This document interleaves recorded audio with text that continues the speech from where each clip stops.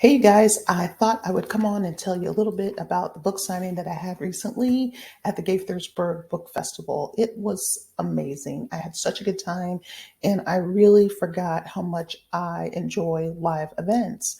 And so I wanted to come and give you some tips for live events in this quick little short. So I enjoy events so much. It's really how I connect with my audience and the people and I just love meeting people in person. And honestly, I'm a good salesperson. I enjoy selling books in person. I think it makes a difference to really tell people in your own voice how you wrote the book, the ideas that came to you, and how you were able to put everything together because people are curious. People are looking for something to engage with you about, and they just eat it all up. And you get to ask them about, are they writing a book? And if not, what kind of stuff do they like to read? So both of those questions, which I always ask people because I believe writers are inside of everybody, just some people are deciding to pursue it and some people aren't. And just comes down to discipline and time and what you really like to do. But for those people that stop by your table when you're at a book event or any kind of trade show, if you have planners, if you have chalk skis, if you have little knickknacks, it really doesn't matter. Whatever you are selling, there are these 5 tips that I recalled to myself now that I'm back out there. And the first one was what I just talked about. Look for a way to be engaging with everyone because everyone has something they're sharing. They're not just meandering around the park or wherever the venue is just for the sake of meandering. They want to engage. They're looking to talk to you. They want to know what you're about, but they also want to share their own goals and dreams and whatever they're about. Now, in 5 minutes that you get to talk to someone, I understand you're not going to solve their life problems, but sometimes you might spark a new idea. I got so many ideas going around to visit the tables of everyone that was there. I don't just sit at my table, I actually mingle, go say hello to everyone, not just be there selling my books, but a lot of authors at author events buy books from other authors because we're also readers. And if you're not a reader, then you have a problem.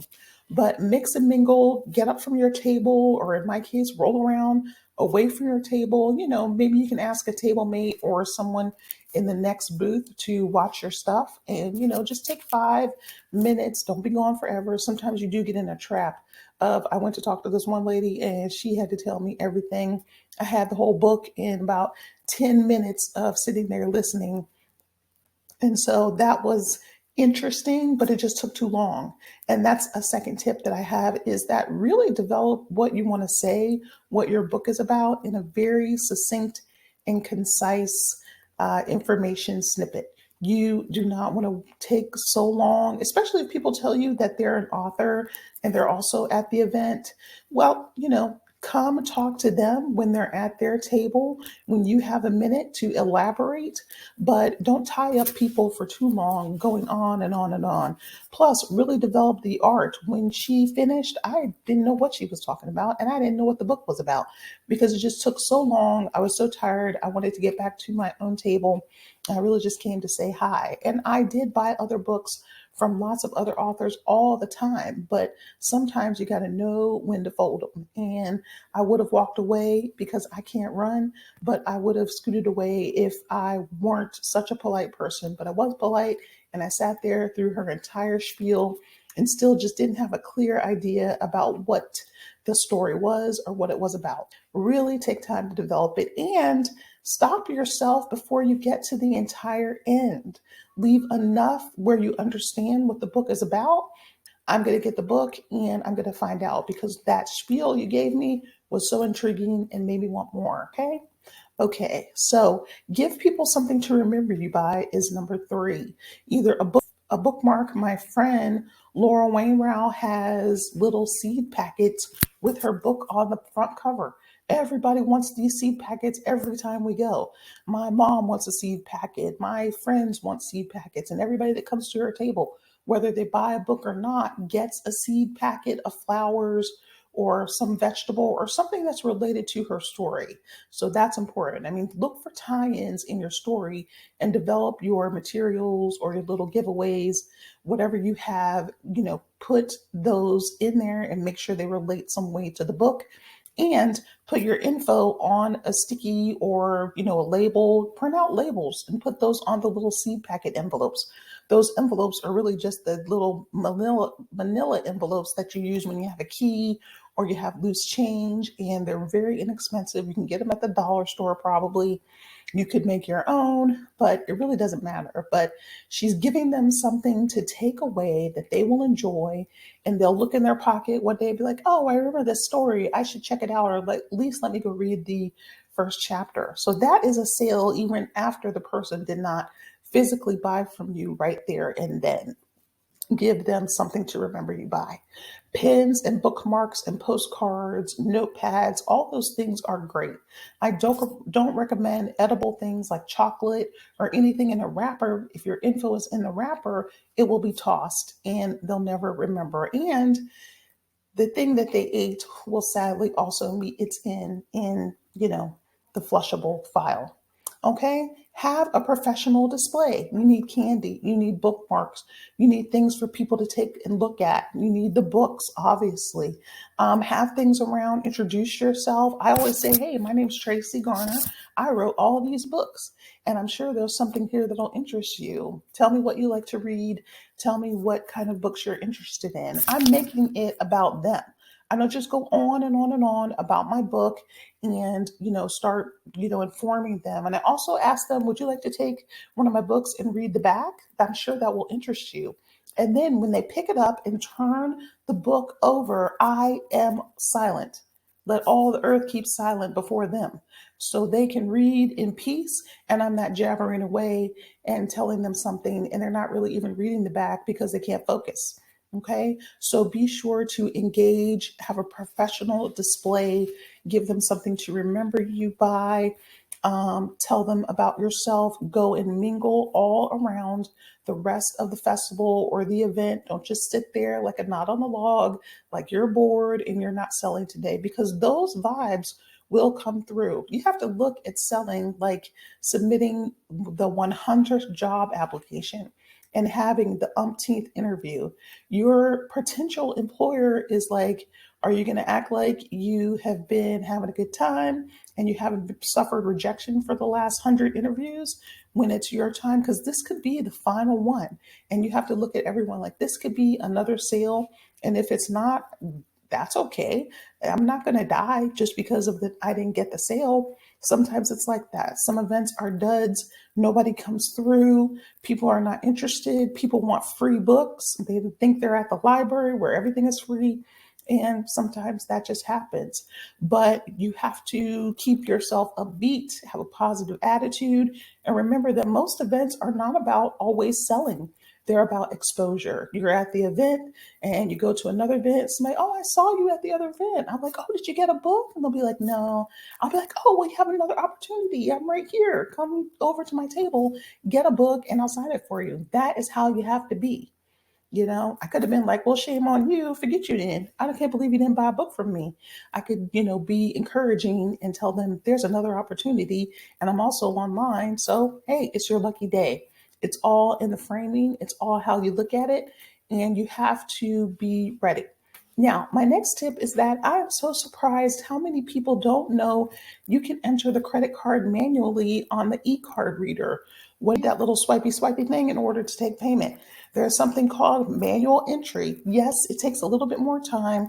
You need to work at being more efficient. I can type those numbers in or get a stylus or a pen, or if you have an updated phone or iPad, use an iPad pencil. Use something that you can quickly enter the numbers. You're going to have to enter the 16-digit number, the 4-digit expiration date, the 3-digit CVV or CCV or whatever, it's for security, and you're going to have to enter their zip code.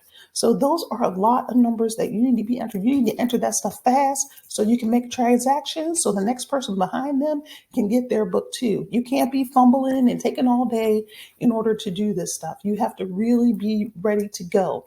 Those are really important. You can enter that number. What if you forget your e-reader? You're going to miss $200 worth of sales because you don't know how to use this thing properly. So I use PayPal. I also use Square. I have a lot of different ways for people to pay me. That's another way. Take all forms of payment.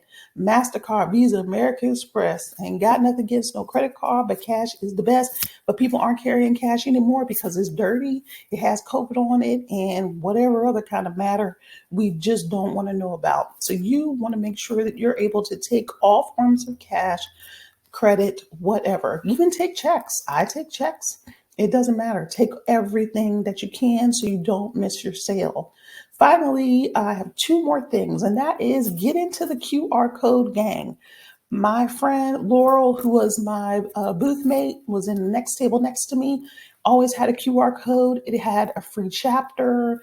It had a way for you to pay if you want.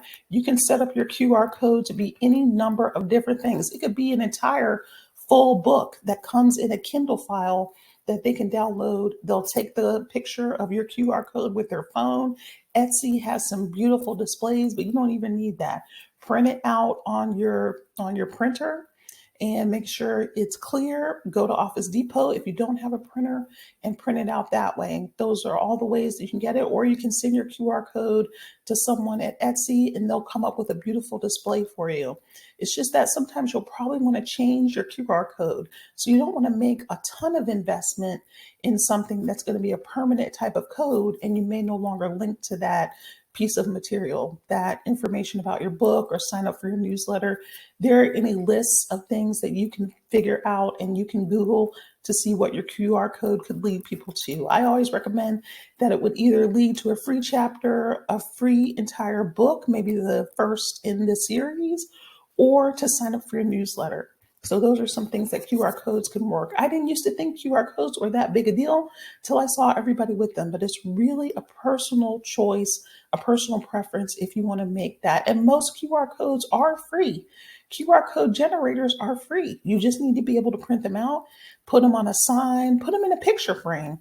I often print out my price list and put it in a frame that I got from Dollar Tree or Dollar General or someplace inexpensive, or something that I have laying around the house.